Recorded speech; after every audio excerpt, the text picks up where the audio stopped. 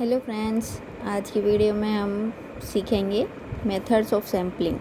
Sampling के methods कौन कौन से होते हैं। तो जो मेथड्स हैं सैम्पलिंग के, they are purposive selection, deliberate sampling और पर्पसिव सिलेक्शन। रैंडम सैम्पलिंग जो मोस्ट कॉमन है, मोस्ट पॉपुलर है। नेक्स्ट है स्ट्रेटिफाइड और मिक्स्ड सैम्पलिंग। एंड नेक्स्ट है आपकी हमारे अदर मेथड्स, जिसमें आ जाएंगे आपके convenience sampling, multi stage sampling, quota sampling, cluster sampling etcetera. तो सबसे पहले हम पढ़ते हैं डेलिब्रेट और पर्पसिव सैम्पलिंग क्या होती है। ये बेसिकली पर्पसिव का मतलब है कि किसी पर्टिकुलर पर्पस के लिए आपको क्या करना है, सैंपल सेलेक्ट करना है। जो रीज़न है सिर्फ उसके लिए आपने सैंपल सेलेक्ट कर लिया और वो जिससे आपका पर्पस पूरा हो रहा हो, तो ये होती है पर्पसिव सैम्पलिंग। बुक के अकॉर्डिंग भी देख लेते हैं। इस रीति के अनुसार अनुसंधान करता संपूर्ण क्षेत्र में से अपनी इच्छा अनुसार, ये हो गया ना उसका पर्पस, ऐसी इकाइयाँ चुन लेता है जो उसके विचार में सामग्री का प्रतिनिधित्व करती है। मतलब जो पर्सन सैंपल सेलेक्ट कर रहा है उसकी इच्छा अनुसार, अगर उसको लगता है कि हाँ भाई ये 10 इकाइयों में से ये वाली 5 इकाइयाँ मेरे पर्पस को फुलफ़िल कर रही है, तो मैं इन्हें ले लेता हूँ। किसी और के अकॉर्डिंग अगर ये वाली 5 इकाइयाँ होती तो वो इन्हें ले लेता। तो मतलब पर्सन पे डिपेंड करता है ये बेसिकली। प्रतिदर्श में किन पदों को शामिल करना है, ये पूर्णतः छांटने वाले की स्वेच्छा पर ही निर्भर होता है। इस प्रकार छटी हुई प्रतिदर्श इकाइयों के गहन अध्ययन से प्राप्त परिणामों के आधार पर वह पूरे समग्र के बारे में निष्कर्ष निकाल लेता है। इसके एग्जाम्पल देख सकते हैं हम। यदि औद्योगिक मजदूरों के रहन सहन की स्थिति के बारे में प्रतिदर्श अनुसंधान करना हो तो सविचार प्रतिचयन रीति के अनुसार, मतलब डेलिब्रेट सैम्पलिंग को हम यूज़ कर सकते हैं। नेक्स्ट आती है रैंडम सैम्पलिंग। इसके गुण और दोष भी हम अगर देखना चाहें तो इजी है ये, और ऐसे क्षेत्रों के लिए उपयुक्त है जिनमें लगभग एक सी इकाइयाँ हों, जहाँ पे एक जैसी सिमिलर इकाइयाँ हों, जहाँ कुछ इकाइयाँ इतनी महत्वपूर्ण हो कि उनको सम्मिलित करना आवश्यक हो। और दोष यह है कि छाँटने में अनुसंधानकर्ता की व्यक्तिगत धारणा और पक्षपात का पूरा प्रभाव पड़ता है। मतलब ये क्या है, बायस्ड।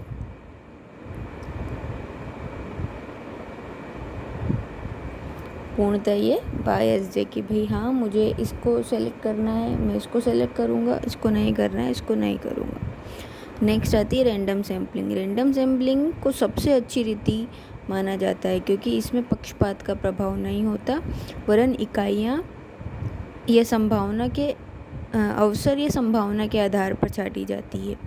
इसमें समग्र में से इकाइयाँ इस प्रकार छाटी जाती है कि प्रत्येक इकाई के प्रतिदर्श में सम्मिलित होने की बराबर संभावना होती है। ये इसका एक फीचर भी कह सकते हैं रैंडम सैम्पलिंग का। इसलिए ये पॉपुलर होती है क्योंकि इसमें जो जितनी भी इकाइयाँ होती है उन सब के सेलेक्ट होने का इक्वल चांसेस रहते हैं। प्रतिदर्श में कौन सी इकाइयाँ शामिल की जाएगी, कौन सी नहीं, इस बात का निर्णय अनुसंधानकर्ता स्वेच्छानुसार नहीं करता, बल्कि प्रतिदर्श इकाइयाँ चुनने की क्रिया पूर्ण रूप से चांसेस पर छोड़ दी जाती है। इसका बेस्ट एग्जांपल है लॉटरी। लॉटरी में हमें नहीं पता है कि भाई ये जो फ़िश बाउल है, इस फ़िश बाउल में जो आपके जो सैंपल्स पड़े हुए हैं, किसका चांस आ सकता है, किसका नहीं आ सकता, तो ये कोई कह नहीं सकता पहले से। ये सिर्फ चांसेस पे डिपेंड करती है और संभावित होता है, यानी कि हर एक के चयन होने की बराबर संभावना होती है। जैसे कि इसके अंदर भी जो इसके सब मेथड्स हैं, लॉटरी रीति जो मैंने बताया।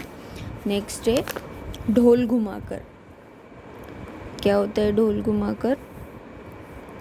एक ढोल में समान आकार के लोहे या लकड़ी के गोल टुकड़े होते हैं जिन पर 0 1 मतलब जो नंबर्स लिख दिए जाते हैं। ढोल को हाथ से या बिजली से घुमाकर उन अंकों का अच्छी तरह से मिला जुला लिया जाता है। और फिर किसी निष्पक्ष व्यक्ति द्वारा एक एक टुकड़ा निकाल लिया जाता है। उसके अंक को अलग लिख लिया जाता है।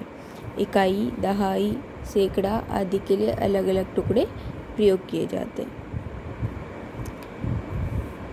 तो ये भी रैंडम सैम्पलिंग का एक मेथड है। नेक्स्ट आता है बाय सिस्टमेटिक अरेंजमेंट। समग्र की इकाइयों को संख्यात्मक, भौगोलिक या वर्णनात्मक अल्फ़ाबेटिकल आधार पर क्रमबद्ध करके उनमें से सुविधानुसार आवश्यक संख्या में प्रतिदर्श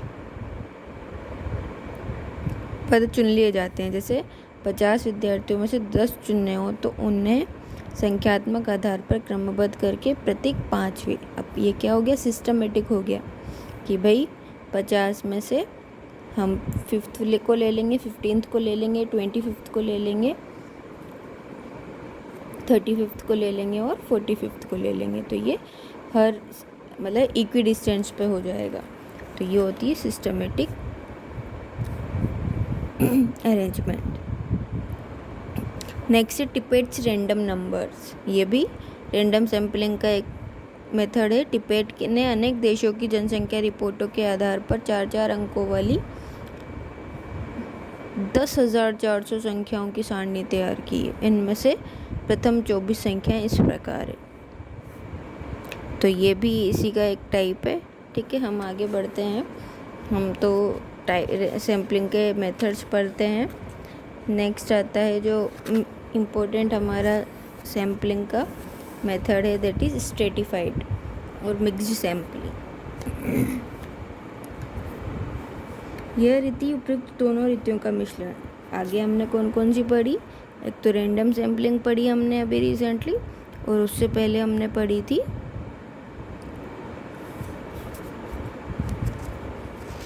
पर्पसिव सैम्पलिंग।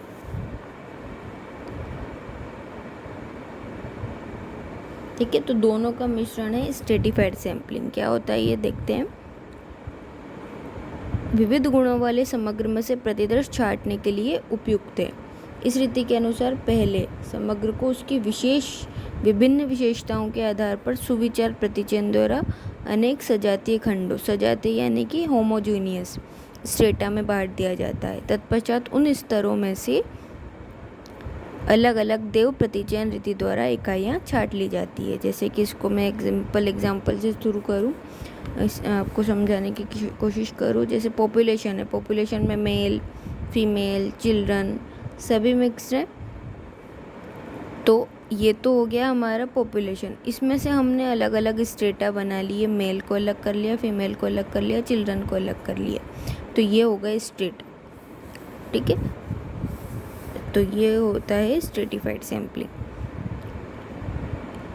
बुक एग्जाम्पल के अकॉर्डिंग देखते हैं। यदि किसी कारखाने में 5,000 मजदूर काम करते हैं तो उन्हें पहले निश्चित विशेषताओं के आधार पर विभिन्न वर्गों में बांटा जाएगा और फिर प्रत्येक वर्ग में आनुपातिक रूप से देव प्रतिदर्श छांट लिया जाएगा। मतलब यहाँ पे 5,000 मजदूरों को ही पहले अलग अलग वर्गों में बांट देंगे, वो उनकी किसी विशेषता के अनुरूप। मान लीजिए 4 वर्गों में 1000, 500, 3200, 300 मजदूर हैं और 20% प्रतिदर्श निकालना है। इन्होंने परसेंटेज सेट कर लिया। तो चारों वर्गों में से देव आधार पर 200, 100, 640, 60 मजदूर चुन लिए जाएंगे। यह आनुपातिक स्तरित चयन हो गया। उक्त उदाहरण में यदि चारों वर्गों में से बराबर संख्या में प्रतिदर्श इकाई चुनी जाए तो वो गैर आनुपातिक चयन कहलाएगा। तो इसमें पर्पसिव और रैंडम दोनों का ही समावेश है। विविध विशेषताओं वाले समग्र में से प्रतिदर्श छांटने के लिए यह रीति अधिक प्रतिनिधित्व करने वाली और अधिक परिशुद्ध है। अदर मेथड्स में हम देखते हैं, फर्स्ट आता है एक्सटेंसिव सैम्पलिंग। क्या होता है ये संगणना पद्धति के समान है। इसमें अधिकाधिक इकाइयाँ छांट ली जाती है। केवल उन्हीं इकाइयों को छोड़ा जाता है जिनके बारे में समक एकत्रित करना अत्यधिक कठिन है या असंभव हो, और या फिर बहुत बड़े भाग का अध्ययन हो जाता है। तो ये होती है कौन सी, एक्सटेंसिव, यानी कि जहाँ पे बहुत ज़्यादा मेहनत करनी पड़ती हो। नेक्स्ट आता है multi stage sampling. Multi stage नाम से ही पता चल रहा है, अलग अलग स्टेज में हमें सैम्पलिंग करनी है। मल्टी स्टेज रैंडम सैम्पलिंग, इसमें अनेक स्तरों में किया जाता है। जो सैंपल का सिलेक्शन का जो काम है वो अलग अलग लेवल पे होता है। फर्स्ट लेवल पे रैंडम प्रतिदर्श द्वारा, रैंडम सैम्पलिंग द्वारा इकाइयाँ छांटी जाती है। जैसे उत्तर प्रदेश में गेहूं की प्रति हेक्टेयर उपज ज्ञात करने के लिए यदि इस रीति द्वारा प्रतिदर्श चुनकर सर्वेक्षण किया जाए तो पहले दैनिक आधार पर कुछ जिले छांट लिए जाएंगे। यानी कि ये पूरा शहर है, इसमें से कुछ जिलों को हमने क्या कर लिया, छांट लिया। फिर उन 5 जिलों में से 10-10 गांव छांट लिए। जिले के अंदर भी गांव होते हैं तो 10-10 गांव छांट लिए जाएंगे। फिर 50 गांवों में से 2-2 खेत चुन लिए जाएंगे, मतलब हर 50 में से 2-2 खेत चुन लिए जाएंगे। इस प्रकार कुल 100 छटे हुए खेतों में फसल कटाई प्रयोग द्वारा क्योंकि प्रति हेक्टेयर उपज का यथोचित अनुमान लगाया जा सकता है। तो इसे कहते हैं multi stage random sampling. Next आती है कोटा सैम्पलिंग। इसके अनुसार समग्र को कई भागों में बांटा जाता है और प्रगणकों को यह निर्देश दे दिया जाता है कि उन्हें किस भाग में से कितनी इकाइयों का चुनाव करना है। मतलब पहले ही डिसाइडेड हो जाता है कि भाई आपको यहाँ से 10-10 सैंपल लेकर आने हैं, यहाँ से 20-20 सैंपल लेकर आने हैं। अंत में प्रत्येक भाग में से प्रगणकों द्वारा अभ्यंश इकाइयों के चुनाव अपनी इच्छा अनुसार कर लिया जाता है।